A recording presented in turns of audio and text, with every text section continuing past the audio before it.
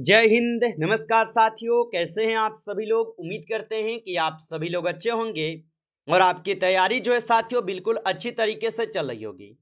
तो साथियों, आज की इस क्लास में हम सभी लोग जो है बीपीएससी एडीओ एग्जाम 2026 के लिए साथियों ऐसे इंपोर्टेड और चुनिंदे क्वेश्चन को देखेंगे जो कि साथियों आपके 14 अप्रैल से लेकर 21 अप्रैल के एग्जाम तक के लिए साथियों काफी इंपोर्टेड और सेलेक्टेड क्वेश्चन हैं।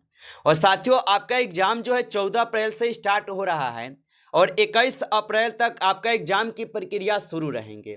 और यदि आपका एग्जाम 14 से लेकर 21 के बीच भी पड़ता है तो साथियों आपके लिए ये क्लास जो है काफ़ी इंपॉर्टेंट और सेलेक्टेड क्लास होगा।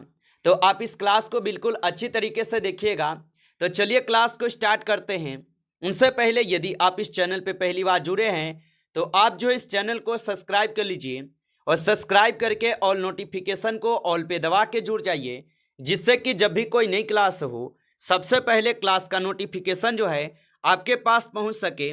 तो आप इस चैनल को सब्सक्राइब कर लीजिए, साथ ही साथ आप जो है इस क्लास को भी लाइक जरूर कर लीजिएगा। तो चलिए क्लास को स्टार्ट करते हैं और देखिएगा क्वेश्चन क्या पूछा है। क्वेश्चन पूछा है कि रामचंद्र शर्मा किस गांव से थे। चलिए बताइएगा। ये सभी क्वेश्चन काफी इंपॉर्टेंट और चुनिंदे क्वेश्चन हैं जो आपके एग्जाम में 100% जो है ना क्वेश्चन पूछे ही जाएंगे। और बताइए कि रामचंद्र शर्मा किस गांव से थे। तो रामचंद्र शर्मा जो हो जाएगा ये हो जाएंगे कहाँ से, तो ये अमराहा से, यहाँ पे अमराहा से होगा। ऑप्शन यहाँ पे डी कीजिएगा इस क्वेश्चन का सही जवाब, याद रखेंगे। अगला क्वेश्चन देखिएगा। यहाँ पे क्वेश्चन पूछा गया है आपसे कि समय समय पर निम्नलिखित में से कौन सा विनियमन नियंत्रण नियमावली भारत के विदेशी विनियमन के संदर्भ में जो है ना प्रकाशित करता है। तो याद रख लीजिएगा, ये करते हैं भारतीय रिजर्व बैंक। ऑप्शन यहाँ पे सी इस क्वेश्चन का सही जवाब है, भारतीय रिजर्व बैंक करते हैं। चलिए आगे देखिएगा। अगला यहाँ पे क्वेश्चन पूछा है। क्वेश्चन क्या पूछा गया कि भारतीय सेना अध्यक्ष की सेवानिवृत्त की उम्र क्या है। चलिए बताएंगे आप। तो भारतीय सेना अध्यक्ष की सेवानिवृत्ति की उम्र क्या है, तो इनकी उम्र हो जाएगा 62 वर्ष। ऑप्शन यहाँ पे सी हो जाएगा सही जवाब, 62 वर्ष है। अगला क्वेश्चन देखेंगे। क्वेश्चन दिया गया है कि भारतीय उच्च युक्त के पद का किस अधिनियम से सृजन हुआ।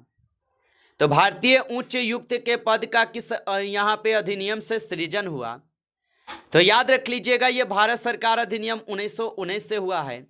ऑप्शन आपका बी हो जाएगा सही जवाब। आगे देखिए अगला यहाँ पे क्वेश्चन है। क्वेश्चन क्या दिया गया है कि पृथ्वी की सतह का वह भाग जो पानी से ढका है कौन सा हो जाएगा। तो पृथ्वी की सतह का वह भाग जो पानी से ढका हुआ है ये लगभग हो जाएंगे आपके 2/3। ऑप्शन यहाँ पे सी कीजिएगा सही जवाब, 2/3 हो जाएगा। चलिए आगे देखेंगे। अगला क्वेश्चन यहाँ पे पूछा है। क्वेश्चन क्या पूछा गया है कि निम्नलिखित राज्यों में से कौन सा नया राज्य बना है। चलिए बताइएगा कि निम्नलिखित राज्यों में से कौन सा यहाँ पे नया राज्य बना है।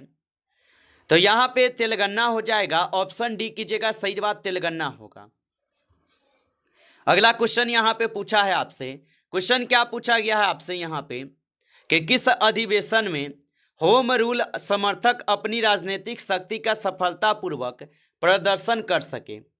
चलिए बताइए।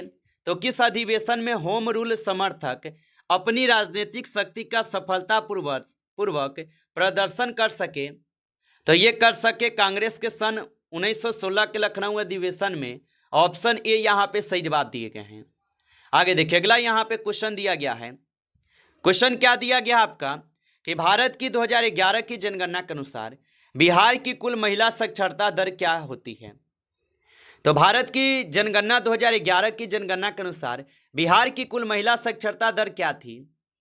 तो इनका हो जाएगा यहाँ पे क्या, तो आप बताएंगे। इनका जो है उपयुक्त में से कोई भी नहीं है। ऑप्शन डी कीजिएगा, यहाँ ऑप्शन यहाँ पे ई कीजिएगा इस क्वेश्चन का सही जवाब, इनमें से कोई नहीं होगा। आगे देखिए अगला यहाँ पे क्वेश्चन है कि मुजफ्फरपुर, दरभंगा तथा चंपारण जिलों में कौन सी मिट्टी अधिकांशतः जो है ना पाई जाती है। तो मुजफ्फरपुर, दरभंगा तथा चंपारण जिलों में कौन सी मिट्टी अधिकांशतः पाई जाती है। तो यहाँ पे पाए जाते हैं आपके नवीन जलोढ़ मिट्टी। ऑप्शन सी यहाँ पे बी कीजिएगा सही जवाब, नवीन जलोढ़ मिट्टी पाई जाती है। अगला क्वेश्चन। क्वेश्चन पूछा गया है कि वाल्मीकि राष्ट्रीय उद्यान की स्थापना का वर्ष है।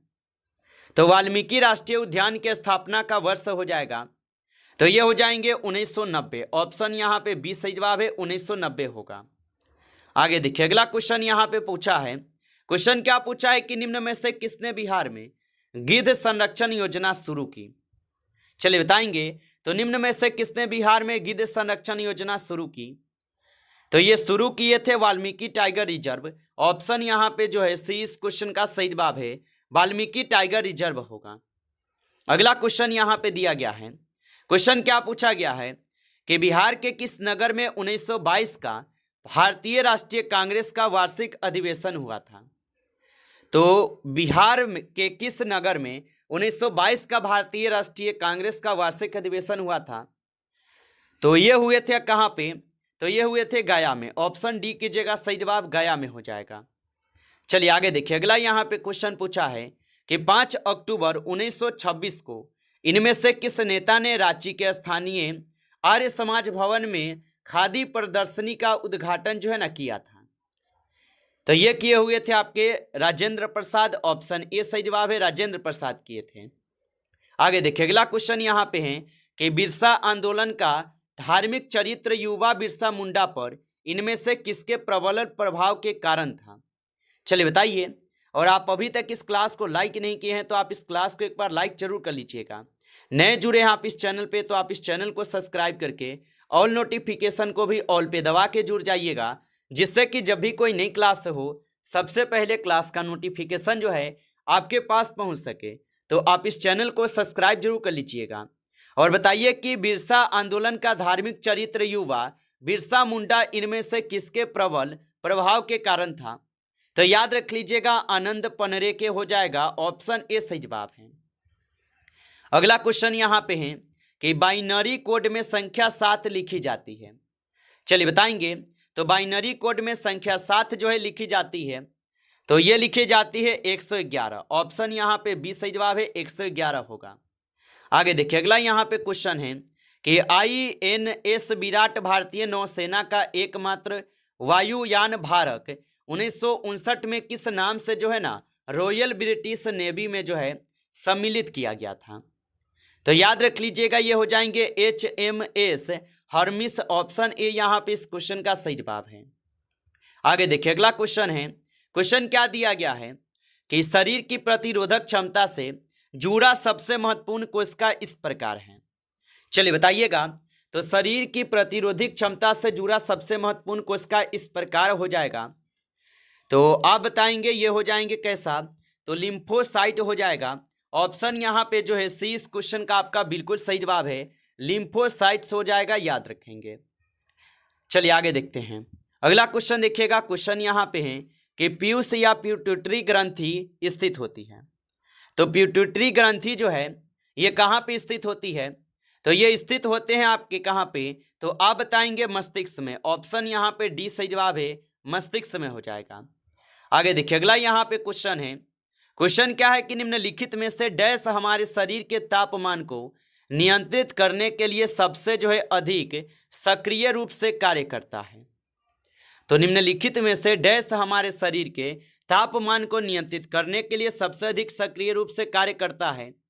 तो ये कार्य करते हैं कौन, तो आप बताएंगे उपयुक्त में से कोई भी या एक से अधिक हो जाएगा। यहाँ पे ऑप्शन ई जो यहाँ पे इस क्वेश्चन का बिल्कुल सही जवाब है, आप अच्छे से इनको याद रखेंगे।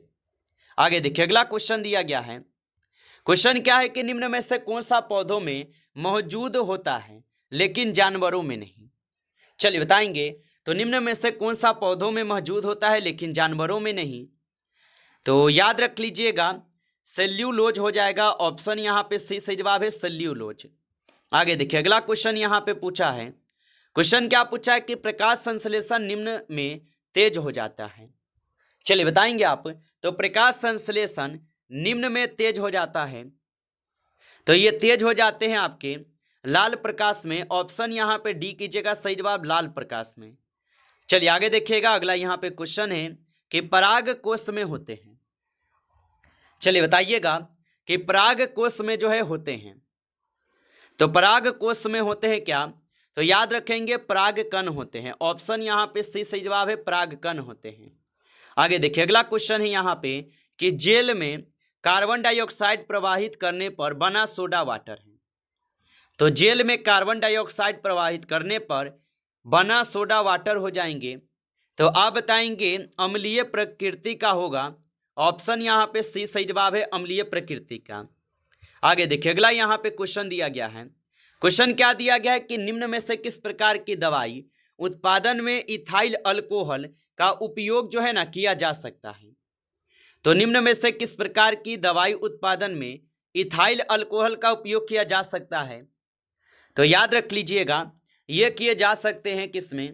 तो यहाँ पे इस क्वेश्चन का आप सही जवाब ऑप्शन डी करेंगे, उपयुक्त में से एक से अधिक हो जाएंगे।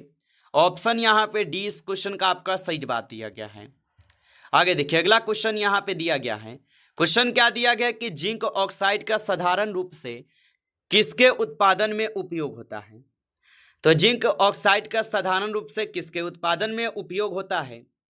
तो याद रख लीजिएगा पेंट के रूप में। ऑप्शन यहाँ पे 20 क्वेश्चन का सही जवाब है, पेंट रूप में। चलिए आगे देखिए अगला यहाँ पे क्वेश्चन पूछा है निम्न में से कौन सा यहाँ पे कोलाइड नहीं है। तो निम्न में से कौन सा कोलाइड नहीं है। तो यहाँ पे कोलाइड कौन नहीं है, तो सिरका नहीं है। ऑप्शन यहाँ पे बी कीजिएगा, सही जवाब सिरका नहीं होगा। आगे देखिए अगला यहाँ पे क्वेश्चन पूछा है। क्वेश्चन क्या पूछा गया है कि निम्नलिखित में से कौन सा गलत है। चलिए बताएंगे कि निम्नलिखित में से कौन सा गलत है। तो यहाँ पे हो जाएंगे मिश्र धातु दो या दो से अधिक धातुओं का विषमांगी मिश्रण है। ऑप्शन यहाँ पे 20 क्वेश्चन का जो है सही जवाब है। आगे देखिए अगला क्वेश्चन है यहाँ पे साबुन ग्रीस को हटाता है। बताइए तो साबुन जो ये ग्रीस को हटाता है तो ये आपके परासरण द्वारा हटाते हैं। ऑप्शन यहाँ पे सी हो जाएगा सही जवाब। आगे देखिए अगला क्वेश्चन यहाँ पे पूछा गया है। क्वेश्चन क्या पूछा है कि निम्न में से किसे श्वेत धातु भी कहते हैं। चलिए बताएंगे कि निम्न में से किसे श्वेत धातु भी कहते हैं। तो श्वेत धातु जो है यहाँ पे प्लेटिनियम को कहते हैं। ऑप्शन यहाँ पे सी हो जाएगा सही जवाब। अगला क्वेश्चन यहाँ पे क्वेश्चन पूछा है कि अपेक्षता का सिद्धांत इनमें से किस वैज्ञानिक ने प्रस्तुत किया। चलिए बताएंगे तो अपेक्षता का सिद्धांत इनमें से किस वैज्ञानिक ने प्रस्तुत किया। तो निकेल किए हुए थे। ऑप्शन ए सही जवाब है, निकेल किए थे। अगला क्वेश्चन यहाँ पे है विद्युत विभव को मापने के लिए किस उपकरण का उपयोग किया जाता है। तो विद्युत विभव को मापने के लिए किस उपकरण का उपयोग किया जाता है। तो यहाँ पे किए जाते हैं उपयुक्त में से एक से अधिक। ऑप्शन यहाँ पे डी जो है इस क्वेश्चन का यहाँ पे आपका सही जवाब दिए गए हैं। आगे देखिए अगला क्वेश्चन है यहाँ पे विद्युत मोटर में डैश होगा। चलिए बताइए तो विद्युत मोटर में जो है क्या होता है। तो विद्युत ऊर्जा को यांत्रिक ऊर्जा में बदल जाता है। ऑप्शन यहाँ पे जो है ना यहाँ पे सी इस क्वेश्चन का सही जवाब है। आगे देखिए अगला क्वेश्चन है कि डायोड को प्रयोग में लाया जाता है। तो डायोड को प्रयोग में लाया जाता है तो डिस्टकारी के रूप में लाई जाती है। ऑप्शन यहाँ पे बी सही जवाब है। आगे देखिए अगला यहाँ पे क्वेश्चन पूछा है कि वायु में ध्वनि तरंगे जो है होती हैं। तो वायु में ध्वनि तरंगे जो होती है तो वायु में ध्वनि तरंग जो है कैसा होता है। तो अनुदैर्घ्य तरंग होता है। ऑप्शन यहाँ पे 20 क्वेश्चन का सही जवाब है, अनुदैर्घ्य तरंग होता है, याद रख लीजिएगा। नमस्कार साथियों, इस क्लास में टॉप आपके 35 क्वेश्चन थे जो कि काफ़ी इंपॉर्टेंट और चुनिंदे क्वेश्चन थे ये सभी क्वेश्चन। साथियों यदि आप सभी लोग को क्लास अच्छा लगा हो तो आप इस क्लास को एक बार लाइक जरूर कर लीजिएगा। नए जुड़े हैं साथियों तो आप जो इस चैनल को सब्सक्राइब करके ऑल नोटिफिकेशन को आप ऑल पे दबा के जुड़ जाएंगे, जिससे कि जब भी कोई नई क्लास हो सबसे पहले क्लास का नोटिफिकेशन जो है आपके पास पहुंच सके। तो आप इस चैनल को सब्सक्राइब जरूर कर लीजिएगा। चलिए फिर मिलते हैं आपसे एक नेक्स्ट टॉपिक के साथ नेक्स्ट क्लास में। तब तक के लिए जय हिंद, जय भारत।